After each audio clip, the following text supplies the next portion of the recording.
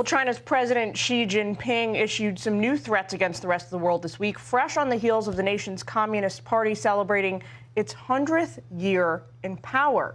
Xi says anyone who, quote, tries to bully or enslave us, that's China, will face, quote, bloodshed. Beijing is now doing more than just talking. Listen. We're seeing an arc of instability because of Chinese aggression from India in the south to South Korea in the north. You know, Chinese officials are talking about taking great parts of Russia away, also parts of Tajikistan. Xi Jinping's thought that he should be the only ruler in the world, that basically no other country has sovereignty.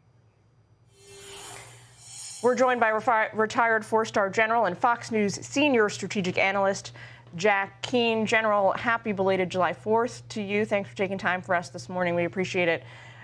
So Xi has long operated under this principle that the only thing that really matters in terms of the Communist Party's power is maintaining this sort of economic hegemony in the region that has slowly over time grown into economic hegemony across the world. Is this still his motivating principle now?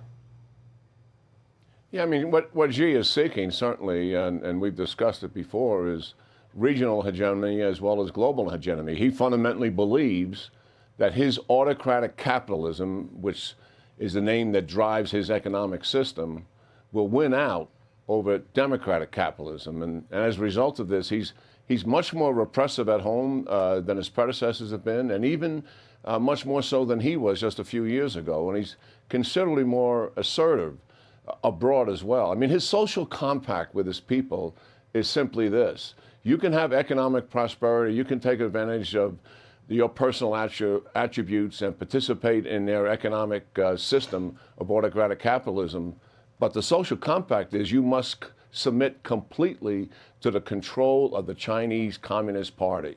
They dominate and control their lives, and that's the social compact. And that is why this speech that he gave is, while he was certainly bombastic and full of bluster, particularly when it came to our adversaries, that speech is mostly about nationalism, and it's mostly designed for his domestic audience. He wants their willingness to submit to the control of the Chinese Communist Party, and so far he has it. General, that's not the only hot spot we're dealing with right now. On Friday, we handed the keys to Bagram Airfield in Afghanistan. Yesterday on Fox News Sunday, Congressman Mike McCall says it's troubling. Listen.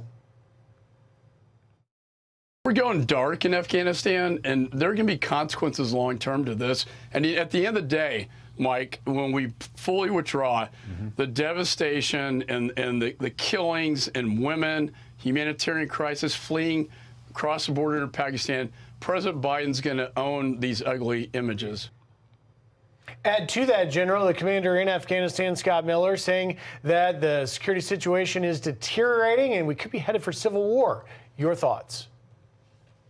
Yeah, we're pretty much on that path. I mean, what's really happening here, when we pull out our intelligence, and that's the system of intelligence, as well as the platforms, particularly drones and others, to be able to know where the enemy is and what the enemy's doing, a lot of that for the Afghan security forces is now gone. And the second thing that we have pulled out and stopped, and this is extraordinarily decisive, this is what President Ghani was talking to President Biden about. And I spoke to President Ghani the night before he spoke to our president with some other people as well. And I've had multiple phone conversations with him. What he wants is U.S. air support to hold back the advance of the Taliban. The problem is we don't have that capability in country anymore. It has to come from outside the country. But here's what will happen. The Taliban is now taking districts around the country. They are avoiding going into major cities and the provincial capitals. They will not do that until the United States leaves. Then they're going to mass. They'll no longer be an insurgency. They will be an army. And they will mass and go into those cities. And that is when they would be so vulnerable to airstrikes and to our drones spotting where they are and what are they doing. And I'm hoping that the Biden administration will figure out, along with the Pentagon, how to provide some of that air support for them, even though it's coming from outside of Afghanistan. If it doesn't, I think we'll see these major cities just start to fall and they'll consolidate their defenses around Kabul, etc. And keeping the airport open is the only way the government will stay in power. If that airport starts to be threatened, everybody's going to leave. And it'll be an ugly situation, to be sure, for the Afghans to deal with and for the Americans to bear witness to. Especially tragic considering the number of American lives lost during the last 2 decades, the trillions of dollars in taxpayer money that has been funneled to that country. General Jack Keane, thanks so much for taking time to us Thank you, us today. We appreciate it. Yeah, great talking to you.